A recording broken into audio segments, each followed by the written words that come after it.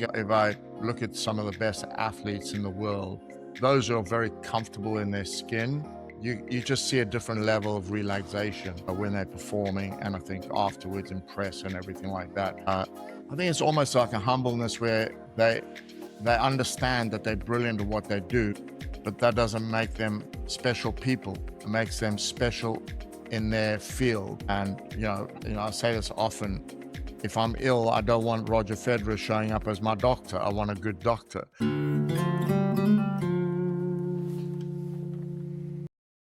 Nick, it's a pleasure to have you on the show, and I'm really glad to have you.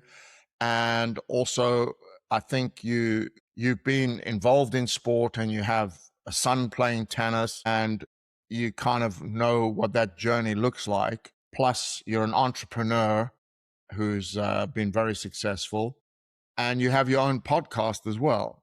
So we'll put that in the show notes, but I'm really excited to talk to you about all things kind of sport and business. So I'm also very interested to share your story with the listeners. So if you could just give people a background as to where you started, how this all evolved, snapshot of your life. I know it's quite difficult to do that, but I'm sure you can. Sure. No, well, delighted to be here, Dave. Thanks for asking me on the show. And I know our paths have crossed for many years now, but, yes, delighted to be on your podcast.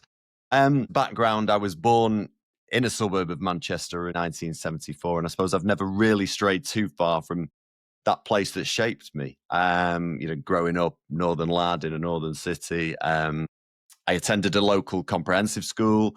I suppose it was the kind of place that teaches you as much about people as it does about books. I want to think back to my childhood, I suppose we all do. You think back and it's through rose-tinted glasses, but I remember, always playing out with my mates. Morning till night, there was love and laughter in the house for sure. And I suppose looking back, the sun seemed to always shine. Oh, and Manchester United would always win the FA Cup every May. I suppose football was my first love as a kid, and I came from a squash playing family. So I played squash from a very early age, the age of 5, probably I first picked up a racket. And I didn't really get into tennis until secondary school. My football coach there, he taught tennis in the summer. So he introduced the football team to tennis, and with my hand-eye skills from squash, I took to it straight away and loved it. I only played for the school teams and my local club, watching the likes of Becker, Sampras, Agassi, Edberg as I grew up. It really hooked me in from an early age. And I think from a business perspective, I suppose I've always been interested in people and the wider world, and had this fascination, I suppose, of that led me to the University of Manchester after secondary school. I studied geology there. And, I suppose I could have ended up spending my life reading rocks, but as it turned out, I ended up reading people and businesses, which is a hell of a lot more interesting. Manchester, always been my home. It's where I met Ray, my wife. We married in 2001, and we now live in the countryside, but here in South Manchester.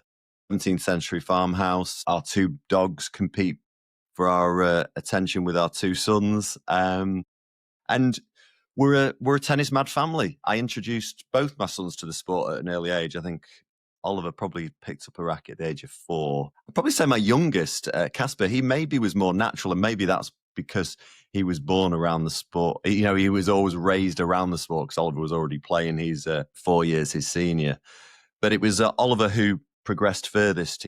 He rose to be a top 10 junior player in the country, made junior Wimbledon. Casper's played at county level, and still plays locally. But it's Oliver that's carving his path in the States now, with a tennis scholarship at William and Mary.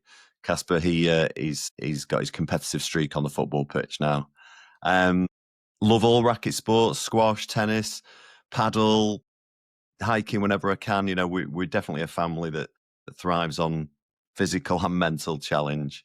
And a bit of background on my business career. My professional life began in 98, where with my dad, we founded a company called B2B International. It was 3 of us, a small market research venture. And I learned everything from the ground up in those early days, the art of telephone interviewing, the science of data analysis. And And over time, grew into a specialism of customer experience and branding.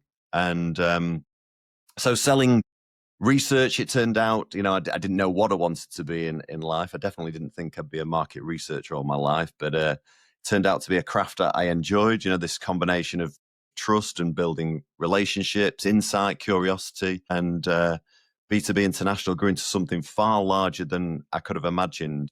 And in 2016, I stepped into the role of chairman, steered the company through new opportunities, global expansion, and then 2018, I led the negotiation that saw our company join the Japanese multinational media company that is Dentsu. So that was a major milestone, one that marked an ending for what we created over the years, over 20 plus years, but also a new beginning. And then by 2024, after more than 25 years in business, I decided it was time to step away, explore new horizons. And that was the year that I launched the World's Greatest Business Thinkers podcast. So born out of lifelong curiosity of what drives success, what drives innovation, and looking for the best leadership qualities. And over the past 18 months now, I've had the privilege of interviewing over 40 of the world's most inspiring minds, each conversation being a masterclass and a reminder that learning never stops, and neither does that pursuit of excellence and understanding people, businesses, and the ideas that shape them. So I suppose to bring it all together, if it's looking back on my life, the Manchester roots, family, sport, curiosity, enjoying discovery and travel, they've woven into something that I could have never planned, really. I mean, from geology in the early days through to business psychology, data, local beginnings to global conversations. It's probably, I feel like I'm just getting started, actually, in the fact that I've fallen in love with another racket sport, paddle. So I'm doing the podcast, and I'm also creating this new paddle brand, paddle specific apparel brand, which is launching later in 2026. Brilliant. So a very lively mind, which is great. And obviously sport has impacted your life. And what are the character traits that you feel like you've taken from sport into life and business? Yeah. Sport has been everything for me. I love all sports. I mean, my squash career, it didn't reach the heights of my son's tennis careers. I made the Cheshire County training team, but never made a final team selection. But a lot of learnings have been taken from sport. For example, well, I suppose understanding failure in sport allowed me to reframe failure as data to learn from, and therefore refine and build on for the future. But more than most, Dave, tennis is a brutal sport. It's recited many times these days, but Federer only won 54% of his 1,500 and odd matches. So you need to get used to not winning all the time. And in business, you face a lot of setbacks, whether it's from losing a pitch with a potential client, losing one of your members of staff. And we all know how important people are the most important asset of any company. As long as you can look back on history, help you make different decisions next time, and don't let that disappointment fester for too long, then it's an invaluable experience. I've built a business through 3 recessions, gone through the dot-com bubble in 2001, the financial crisis 2007, and then COVID in 2020. And in sport, you need to have that open mindset and be adaptable to change with contingency plans. And so it is in business. You need to be flexible. Your strategy should have things, that you're able to change and pivot and adjust should the need arise. I think maybe the most notable trait it's taught me is hard work and consistency. Though I think there's a lot to be said about just showing up every day, putting in the hours, especially in the early days of me setting up my agency. There's no such thing as overnight success, whether it's in business or sport. And I think, maybe to use the example of Oliver, when people saw he'd qualified to play the Junior Wimbledon at Roehampton, they were congratulating him and also getting his scholarship to the States, but they just didn't see the hard graft he was putting in since the age of 8, training 4 nights a week, going to the gym, catching up with friends or parties because he was competing or traveling a lot of weekends. And I think, well, a lot of people have said this, but Gary Player once said, didn't he, the harder I practice, the luckier I get. And I fully back that results come on the back of consistent hard work and that preparation and persistence as well. Yeah, and I think moving on from disappointment is a huge thing. If people don't know how to lose, I think it's very difficult for them to win. Because if you can't accept losing, then as you said, it festers and it affects everything you do going forward until you let it go.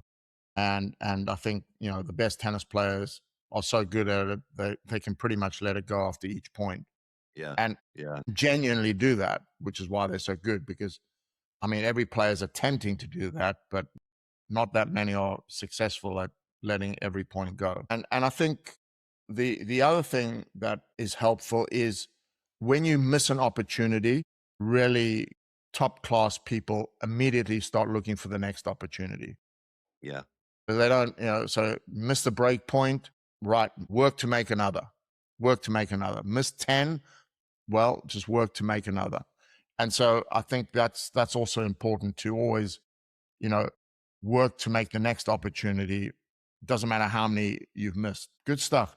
And what inspires you to get up in the morning and do what you do? I mean, I think you've already alluded to this curiosity and everything like that. But is there anything, existential or whatever that inspires you to do what you do? Well, I mean, I realize I've been incredibly lucky.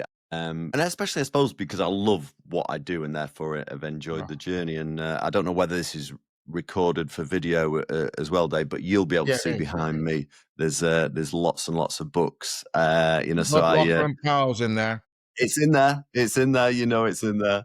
And I read lots of books, for the podcast especially. And one of my favorites is Atomic Habits by James Clear, and he argues that focusing only on goals, you leaves you feeling empty when you reach, that particular goal, because it's just an outcome. It's not your Well, identity, or it's not a I don't know system. if you know. I don't know if you know this stat, but I think it's something ridiculous. Like 70% of medalists at the Olympics get depressed after the Olympics because they've reached that pinnacle, that goal, and then it's like they really struggle with what's next.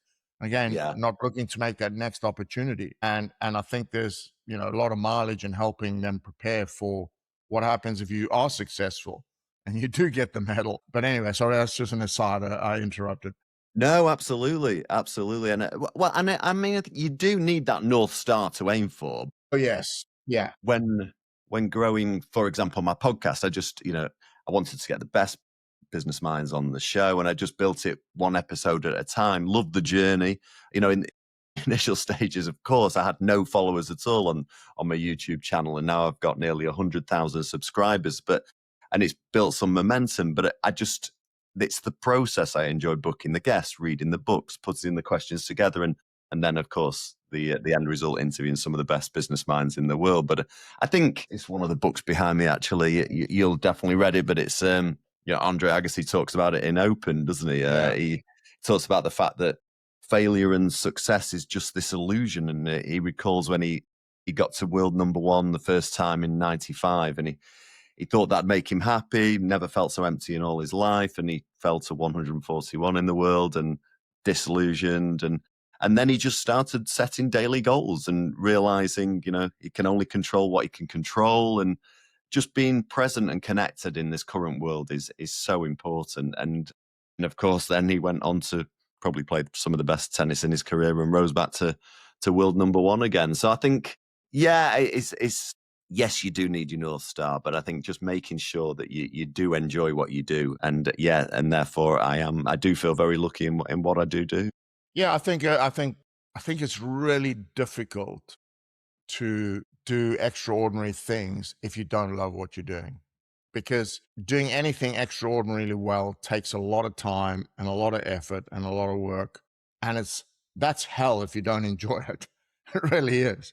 Because you're putting so much time and effort into something. And if you don't enjoy it, I question the ability to have longevity. If your motive is purely a goal and you don't enjoy any or very little of what it takes to get to that goal.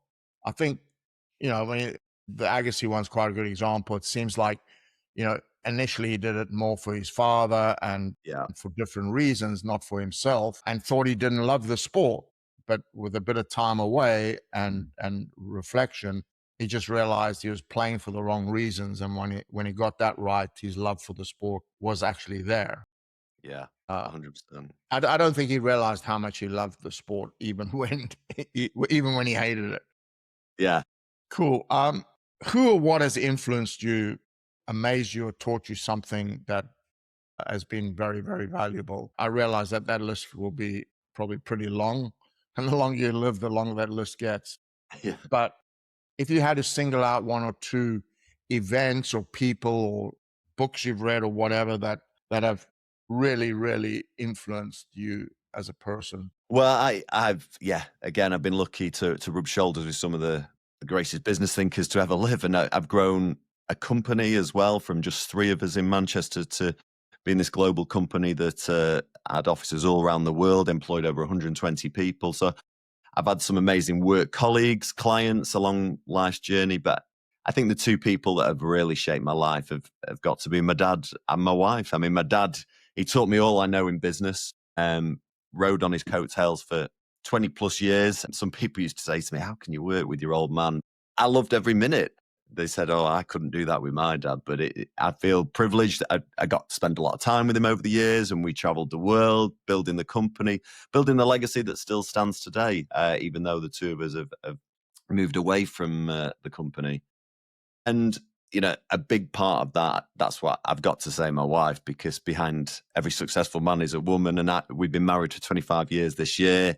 I definitely couldn't have done Congratulations. what I've done in my career. I didn't raise. She helped me not only managing the home, bringing up the boys, juggling her career at the time, as well as being there to offer support and views, when I'd had a tough day at the office and came home after it all. So I think it would have to be those two people. That's great. And family, I think, ultimately is the most important thing. And to get to share your business life with your dad actually Yeah. is a privilege. I mean, I know I left South Africa at 17 to go on scholarship to America and play tennis. It was funny. I never went back to live there. And it's only when you have kids yourself that you realize how tough that must have been for Yeah. my parents. And I left at a time where it was incredibly expensive to fly, especially from South Africa to to New York, which was the only entrance point from South Africa. And because of sanctions against it during the apartheid era, flights couldn't go over Africa, so they had to go through by an island in Ile-de-Salle, and so it was expensive. We had these reverse trunk calls to speak to my parents, which would be literally once a month because they were so expensive. I remember Yeah. it was $9 a minute to speak to them. So, you weren't going to have a long, hour-long conversation or whatever. So it was a quick check-in. And, I went away for 2 years. So I did my first 2 years in college before I went back for a holiday. And then it was years later, my parents were on a visit here to the UK. And that's a story in itself because I played a lot of cricket and tennis. And Okay. I Didn't remember know about the sitting, cricket side. yeah. And I remember sitting with my parents and I kind of had to choose between the two sports. And I was like 14, 15 at the time. And I remember them saying to me, look, you play tennis you can go to America, you can get a scholarship to a university there. But if you play cricket to make a living, you're going to have to go live in that shit country, England. And you don't want to do that. And of course, they had been over in the 70s and stuff with all the strikes and really didn't see England in a good light at all. And ironically, I ended up living here for such a long time. So that's just an aside. But my mother said to me after my dad had died that he always harbored a hope that maybe I'd come back and live there and work with him. But Really? I, Right. I, I never actually knew that. Yeah. No, it is. It's well, no, I have. I've been privileged. Spending time, like you say, with family, and that's why I've loved tennis as well. The journey with Oliver as he grew up. Traveling around Europe, playing tennis Europe, and then on to ITF, and it's been good to spend time with him as I did with my dad. But I'll have to pick your brains, Dave, because I've never been to South Africa, but I'm heading there this summer. So the four of us. Great. So yeah, looking forward to You'll have that. a fabulous time. It's an amazing place for a holiday. My next question to you is, when you have to make decisions out really under pressure, what processes do you go through to make a big decision under pressure? And I assume selling your company was a pretty big decision. So Yeah, how it was. It definitely was. I mean, it's your baby that you grow up with, isn't it? So, you've created something, the culture that sits behind it, the brand, and everything else. It was a tough decision that, but it was also the right decision at the right time. I wanted to expand further, and we had offices on the east coast of the States. We were in China, in Germany, but I wanted to go bigger, and I wanted to go onto the west coast of the States. Wanted to go to Singapore. Get Mm, more. So I was looking to expand quite quickly as opposed to organically, because that's how we'd grown the previous 20 years. And so it was the right time. And, choosing that investor that came along, there was a few that we could choose from, but Dentsu was definitely the right one. That to marry our vision and their vision and what they brought to the table too. But I think in terms of making decisions, it's always easy to jump to immediate conclusions under pressure. So in the heat of the moment, well, at the sport especially, but also in business, definitely take a step back, take a breather, give yourself time to think and prevent from making those impulsive reactions, especially in business. You might not be able to do that on the tennis court the same. And I think in business, what Jeff Bezos taught us of a one-way and two-way door model. I don't know whether you've heard of that before, Dave, but I always think that's useful to make decisions. And the way he distinguishes between irreversible decisions, they're the one-way doors. And for these yeah, decisions, yes, you need to be sure of the decision, slow down, be more deliberate. Whereas the two-way door decisions are reversible decisions, and you can make those quickly, even without all the relevant information. I think as a business owner, staying calm under pressure, but looking at the bigger picture, there's a model called the 10-10-10 rule, which has been useful for me when yeah, developing my company strategy over the years. And if you need to make a decision, look at it how it might affect you in the next 10 minutes, say, is it really going to impact yeah. you in that way, or more medium term, the next 10 months, or looking longer term in the next 10 years. And it allows you to stand back and just think about Get the perspective. ramifications. Yeah, exactly. Of your decision, how comfortable you are in making it. And it also allows you to prioritize decisions and, whether they're urgent or not. So that's always been helpful over the years. Great. What's the most fun thing about your work now? Well, now, I mean, when I ran my agency in the pre-COVID world, I got to travel the world, experience lots of fabulous different cultures while doing the work, and it was all at the expense of my clients, so I enjoyed that. But I've left that behind now, so I suppose it's got to be specific with the podcast. It's about speaking with some of those most prestigious business thinkers in the world. I've had the likes of Dan Pink, Roger Martin, Gary Hamel. They've all, well, in fact, Mark Ritson as well. I've seen those in my early business career on stage at events and conferences and read their books. And I never really thought that I'd have my own show, and these people that are lauded, and hundreds of thousands of followers, sold hundreds of thousands of books, and they're then guests on my show. I think maybe so that's definitely one of the fun things. There's a book in the Yeah. background there by Philip Kotler. He's now 94 years old. He's still bright and sharp as anything, but he's written over 90 books. He's known Wow. as the father of modern marketing, and he popularized the 4Ps model: product, price, promotion, and place framework. And I first read his book, Marketing Management, when I started out in business, and that version on the shelf there is a 16th edition, because he wrote the first one in the late 60s, and how the world's changed over that time. So Yeah. I think speaking to someone like Philip Kotler, who has just, I suppose he's invented marketing that we know Yeah. today, really has been, one of those joys of running the podcast. Brilliant. And what's the common myth or piece of bad advice that you get here in your field? A common piece of bad advice that seems to float around in your world? Well, going back to my previous existence, my business was a market research agency, and I would always argue that any successful company, you need to be market orientated. You need to, whether it's a product, whether it's a service, if it doesn't meet the needs of the market, then you're not going to be very successful. And I think that common myth, sometimes it used to be played back, that people often recite Steve Jobs when arguing against relying on traditional market research, because he said people don't know what they want until you show it to them. And he was always about, creating innovative and intuitive products. And he sometimes referenced the faster horse analogy where, Henry Ford once said, if I'd asked customers what they wanted, they would have said a faster horse, as opposed to, dreaming up the groundbreaking innovation of the automobile. What's I think wrong that's about easy when you invent the iPhone or the yeah, MacBook. I mean, the thing is I think his model only works if you have the genius to invent something that didn't exist and that people can use and stuff like that. I think in most other products or services are out there already. You just got a twist on it, and then I'm not sure that just making it or putting it out there is gonna work unless you market.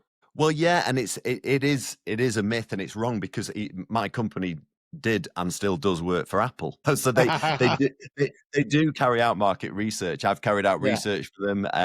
Yes, sometimes if you do ask the customer what they want, they can't always articulate it, but that there are many tools in the research toolbox that you can use: observation, market testing, get that real feedback, and also, giving a respondent some context of what is feasible and seeing what the reaction is. So, in fact, my latest guest on the podcast right now is Guy Kawasaki, who was a chief evangelist for Apple alongside Steve Jobs. So that's a fascinating conversation where he really talks warts and all about what life was like under Steve, and they famously fell out, and he left. He worked for Apple twice. He went back and left. But yeah, there's some interesting conversations about life with Steve on that podcast. Brilliant. I'll listen to that. How do you view business relationships? What do you think is really important to have a good business relationship? Maybe I'm getting old, Dave. I don't know. I think be yourself in this current climate.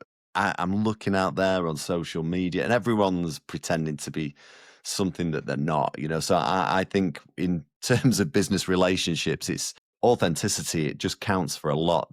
Never ask people to do what you don't want to do. Treat people how you'd always want to be treated. I think kindness goes a long way. And actually, going back to the Guy Kawasaki podcast, it's called Saying Yes to Opportunity, I think. And I'm with that. Be open-minded in business and make sure that you take those opportunities when they arise, because, you never know where it might take you. So I think kindness, be yourself, and just being open-minded, and with those relationships, then you'll definitely open doors as you go through your career. Yeah, and I think that's very good advice. And I think if I look at some of the best athletes in the world, those who are very comfortable in their skin, you just see a different level of relaxation when they're performing, and I think afterwards in press and everything like that. I think it's almost like a humbleness where they understand that they're brilliant at what they do, but that doesn't make them special people. It makes them special in their field. And I say this often: if I'm ill, I don't want Roger Federer showing up as my doctor. I want a good doctor. You Yeah, know, yeah, if just because you happen to be a genius in one area doesn't mean that you're a special person and very good at everything. I think sometimes that's how I think people do get in trouble, is they branch out into things that they really don't have expertise in and invest in things that they don't know about, and that's how they can lose big fortunes yeah. because they think they'll be good at everything and they're not very good at something that they go into. Well, So that's probably why brilliant advice. I've never gone down the crypto route for that reason, because I just don't understand it. A lot of people losing their shirt right now. Yeah. If you could look back 10 years and mentor yourself, what would you say that maybe you missed that would have helped you a lot? I had a fabulous team. I think we were so confident when we would go into pitches, and of course you can't win them all. It's a numbers game. But I think we had a fabulous team. But I probably was a perfectionist, and maybe I should have trusted in others, or not trusted in others. I trusted my team. Maybe delegated more. I often took too much on as a workload, even though, you know, they were very capable, and that could have freed my time up much more. And I think, well, I suppose in the world of data analysis, you can always do more analysis on it. You can always Yeah, crunch the data more to try and get another angle on a story. And yes, we all aim for perfection, but it can get in the way of progress. Winston yeah, Churchill famously said, "Perfection is the enemy of progress." So over time, I've learned to make decisions, act based on probably, you know, trying to get to 100% perfection, but acting on 70%, you know, confidence yeah. limits where, you know, I know I've got the story. I know this is going to make the difference to the client, you know. So I think definitely delegating more and, you know, not aiming for that perfection every time probably would have helped stress levels maybe and give me back some time in my life. I think that's a really good observation, and I think it's. I wonder sometimes if perfectionism is sometimes fear in disguise, in that I think you work at something, and don't want to release it or don't want to go for it because it needs to be perfect. And I wonder sometimes if that's just the fear that it might fail, and that but that waiting can actually lead to missed opportunities. It really can. Yeah, it really can. I mean, I think especially with some of our marketing materials, you know, it was like get it out in market. You know, let's get this message known. Let's start to ramp up the awareness about this. And we could have tweaked it. And yes, maybe we could have done some other things differently. But you learn from that as well. And likewise, when we were cutting data to present findings back to clients, you know, the team has often say, you know, that, oh, let's just have a look at this other story. But we've got the big picture. We've got the Yeah, message we're landing here, and this is going to make a difference to them. There might be a subplot or a sub story that we can find in some of the data, but you know, we can't spend all the time just trying to yeah. look for that But other also, story. when you pitch in that, there's not that much that people can actually take in. It's Very true. you go too detailed, it like blows their mind. Yeah, So, yeah, and I think that's something I've made a mistake of in the past is like, give too much and then it just overwhelms people, and that, which is the same in coaching.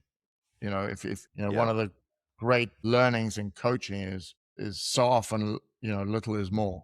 yeah, And it takes maturity in coaching to realize that if you just say the right thing at the right time, that's way more powerful than 10 things that, yeah.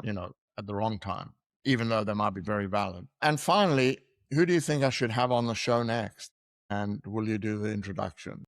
Well, as I've said, I've had some fabulous people, but I was thinking who would fit both from, you know, someone that I've spoken to or know from my past Yeah. and would fit with your show, Dave, and your audience. And actually, Damien Hughes is someone that I've already recorded the interview, the episode, and it will be going out in some time in February. But he's the author of 9 best-selling business books. Yeah. And His he does the latest podcast with Jake Humphreys.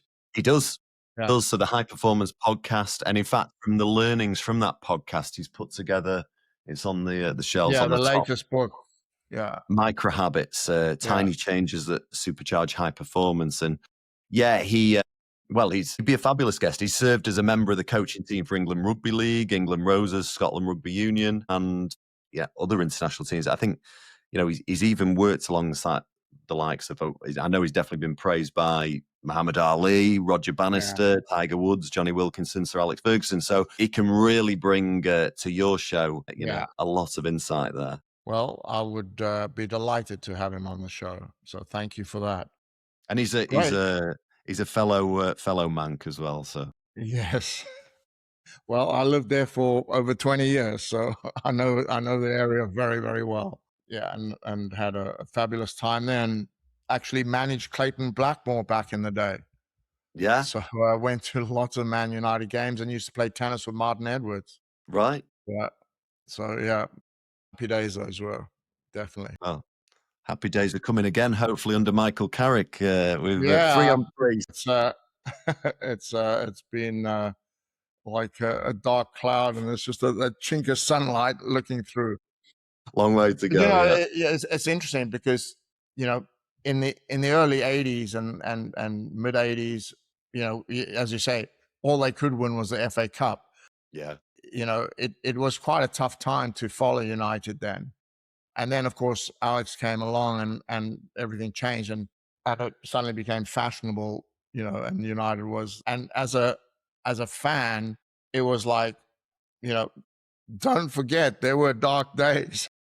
All the success is great, but there were dark days as well. So I think in some ways it's good that there are some, tougher times, because it makes people really appreciate the good times, Yeah. which maybe Man City will find out. Yeah. Let's hope so. Great. Well, it's been absolutely fabulous having you on. And next time it will be your turn to put me in the hot seat. But thank you so much for your time. And it's been very insightful. Thanks for having me on, Dave. Really enjoyed it. Great. Thanks. For watching Locker Room Power with David Sammel. If you enjoyed the episode, hit subscribe and leave a comment on your favorite platform. See you in the next one.